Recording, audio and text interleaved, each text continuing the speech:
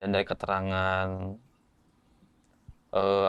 penghuni kos itu juga, kalau malam itu suka terdengar suara dug dug dug tuh ke tembok. Kayak Nggak orang pernah. lagi Mukul itulah. renovasi. Iya, tapi nggak Tapi pernah nggak ada minta suara tolong, nggak minta ada, tolong. nggak ada suara Nggak ada. nangis. Duk-duk ke tembok. Iya. Iya, kayaknya dijedot-jedotin kepala. Oh, itu Dan jadi setelah benanas. Oh. dan setelah saya tanyain juga, itu di non kenungkul, diapain aja, dipukul. Kalau dipukul tuh saya nggak boleh teriak.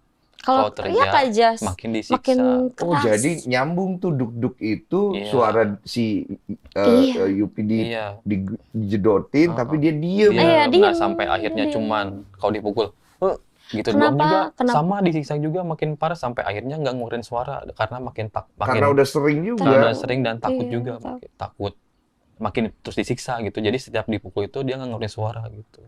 Nggak boleh sama sekali. Katanya kalau ada yang batuk juga di wilayah tempat Dimarahin. kosannya, ada yang batuk saja dimarahin.